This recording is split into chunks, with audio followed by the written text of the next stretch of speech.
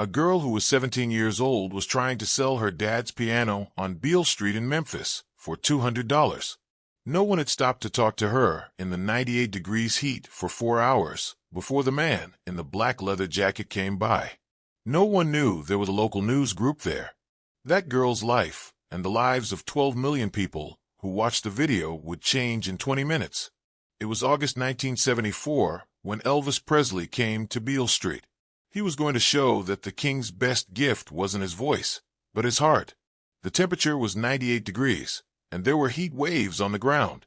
Like always, Beale Street was very busy. Every door was full of music, and that's where the blues got their start. Live music was advertised on neon signs.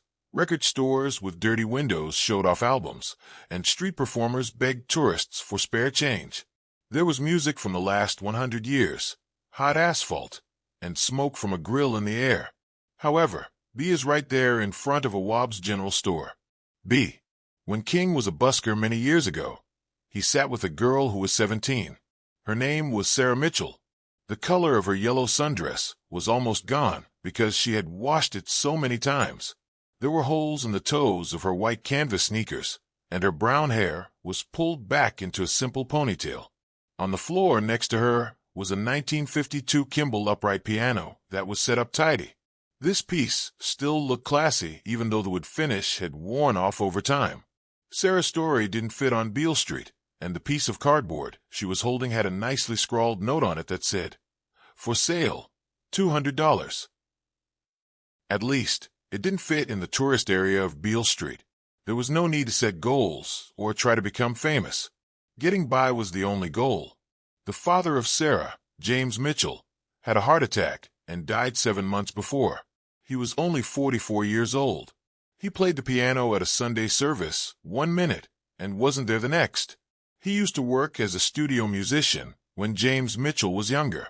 He was good enough to play backing for Sun Records in the late 1950s and early 1960s, but he was never liked. The songs they recorded were never big hits, and the artists he worked with were not well known. He was, however, at those famous studios, where the men who made rock and roll music worked. After the class was over, James taught kids in the neighborhood how to play the piano for $10 an hour. It wasn't much, but James Mitchell was honest, and so was the work. Dorothy Mitchell, Sarah's mother, was 45 years old. During the 20 years she raised Sarah and her 2 younger boys, she worked part-time at a fabric store. When James died, she went back to work full-time, but her $900 a month wasn't enough to cover the rent, the kids' costs, and the water and electricity bills.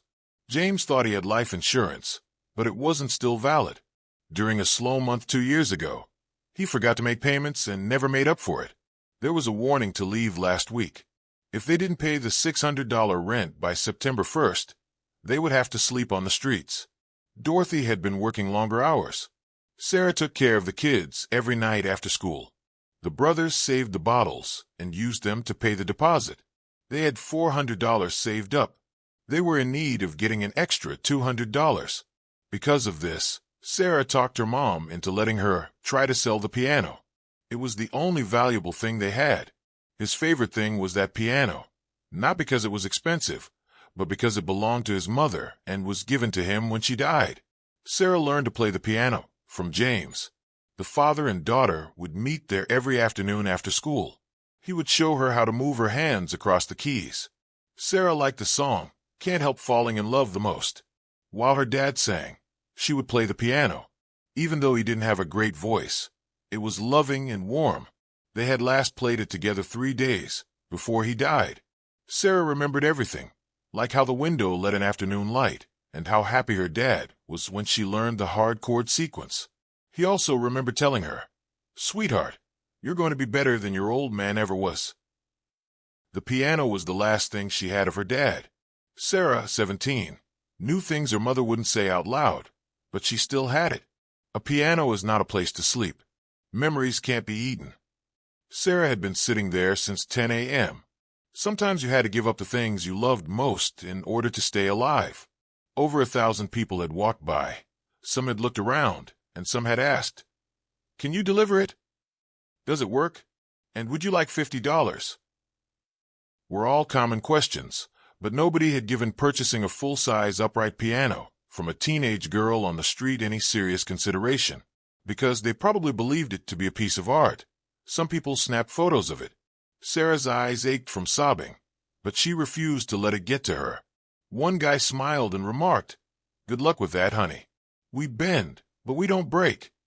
Her father had always told her about Mitchell women, but Sarah felt like she was about to lose it.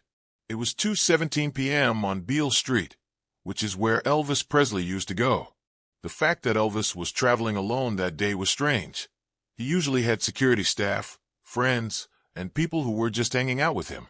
But even kings had to run away sometimes. He grabbed his black leather jacket and dark sunglasses and drove himself from Graceland in his Stutz Blackhawk, even though it was very hot. He parked 3 streets away just to walk. During that time, Elvis was 39 years old. His career had taken off again after the 1968 special, and for the past 5 years, he had been performing to sold-out crowds in Las Vegas. He was very wealthy and had forgiven people's debts on the spot, bought Cadillacs for strangers, and given money to anyone who seemed to need it. But lately, Elvis has been thinking about the past. He has been thinking about his childhood home, the Lauderdale Courts housing project, and how, at times, they could only eat cornmeal and beans because they were so poor. He remembered how her face had lit up like Christmas morning when he gave her that pink Cadillac. He took a slow walk while thinking. Even though it was different, Beale Street felt like home. As a teenager, he would sneak into clubs here to see blues musicians perform. It was there that he learned the music that would later inspire everything he made. Then he saw her, the girl with the piano and the sign. He stopped. At first, he was just interested. The streets weren't always full of pianos. But when he looked more closely, he saw something that broke his heart, the girl's face. She wasn't asking for help, and there was no performance. Elvis, who had been the poor kid pleading for a miracle, changed. He crossed the street. When Sarah looked up, she saw a man in dark sunglasses and a leather jacket who she didn't know. She jumped to her feet, with hope in her heart. "Afternoon," Elvis said in his friendly Memphis drawl. "That is a really nice piano you have there," Sarah said quickly. "Do you really want to sell it?"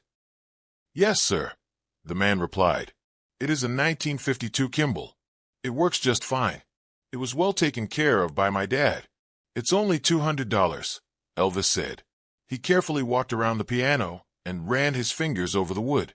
He then sat down on the bench on the sidewalk and took off the piano cover. He lightly stroked the keys to make sure they worked, and they were all the same. Someone loved this piano. "Look up at Sarah," Elvis told her. "Do you mind if I play something?" "No, of course not, sir. Please." It was an older, bluesier song with a beat that seemed to originate from Beale Street itself, rather than one of his songs. People started to walk more slowly as a result of the music. Although there was a tiny audience, nobody was yet familiar with the man wearing sunglasses. When he was finished, Elvis turned to face Sarah. Sarah questioned, "Did your dad teach you how to play?" "Elvis, it was real." Sarah took a deep breath and replied, "Yes, sir. He taught piano. He was great." Elvis said, "He died of a heart attack 7 months ago." "What did he ask?" Sarah fought back tears as she asked, "So why are you selling his piano, sweetheart?" "It's clear that your dad loved this beautiful instrument. We need the money. My mom, me, and my sons. If we don't pay the rent, we'll have to leave our apartment. It's not working out for me, even though I've tried babysitting and selling my things. The piano is the only valuable thing we own." He thought about his past. It was the same story. Poor family, dead dad. Kids try to make it, but with a different girl and a different decade. He took off his glasses so Sarah could see his eyes. They were nice and blue, and they were wrinkled from smiling so much. "Our family was so poor that we didn't even have a pot to urinate in." So Elvis said, "Let me tell you something, young lady. Sometimes it wasn't enough for my dad to work every job he could find. We were kicked out of our home when I was 13 years old. Moving to Memphis with only what we could carry was hard. I could hear my mom crying, even though she tried to hide it from me." Sarah was really interested. This stranger got what I meant. "I got it completely," Elvis said. "So I get it. I get it. You're trying to protect your family. That takes guts. That makes me feel better, Sarah said in a whisper. Thank you, sir. Elvis sadly smiled and asked, have you ever had to sell something you loved? From the piano bench, he got up and took out his wallet. Honey, I didn't have anything to sell, but I remember wanting to, he said. I remember being powerless. I thought, if I ever made it, if I ever got out of that hole, I'll never forget how it felt. He took out hundreds of dollars in bills instead of ones and fives, and Sarah watched as he did it. $10,000 were taken out. Sarah's eyes got very big, and she shook her head and took a step back. Elvis put the money in her hand, and she said, Sir, no. It's just $200. This isn't for the piano, I said. This will cover you, your mother, your boys, and anything else you need, like food, rent, etc. She said in a shaking voice. Sarah, I don't understand. You don't even know me. He replied, Don't need to know you to see that you're trying to do right by your family. That's all that matters. Not sure what to think, Sarah asked. So you don't want the piano? To be on the same level as her, Elvis got down on his knees and gently touched her shoulders. I want you to pay close attention, sweetheart. That piano is more than just wooden strings, so I want you to keep it. That's your dad. That's every lesson he taught you, every song you played, and every moment you spent together. Someday, maybe not today or tomorrow or next year, you'll play that piano and think of him while you do it. You'll feel like he's right there with you. Sarah, music will always be around. Folks do, but music will always be there. Sarah was about to cry, and the sobs were so loud that she had been holding them back for 7 months. Elvis took a handkerchief out of his pocket and gave it to her. Go ahead, he whispered. Cry it out. You deserve it. You've been strong for everyone else. Feel sad for a while. It's all right. At that moment, someone in the growing crowd saw him and gasped. Oh my God, that's Elvis, one of the women heard. That's Elvis Presley. In 1974, when most people didn't have phones, a local news crew pointed their camera toward the commotion while reporting on Beale Street. Many people ran over, shouted, and made contact. Elvis sprang to his feet and stepped aside to shield Sarah from the unexpected rush. He raised his hands and flashed that recognizable smile. With a calm, firm voice, he said, all right, now calm down. She said, I'm just talking to a friend here. But then more people showed up. Elvis gave Sarah one last look, then put his hand on hers and said, Elvis, I love you. Elvis, why are you outside? Elvis, could you sign this for me? Keep that piano. Do you hear me?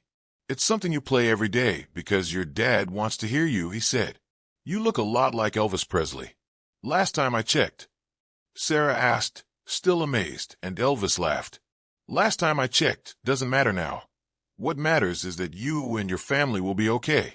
Everything will be okay. That night, when Sarah got home to their small apartment, her mother was sitting at the kitchen table with a bunch of bills in front of her and a stressed-out look on her face. When Sarah walked in, she put 10 crisp $100 bills on the table and told her everything.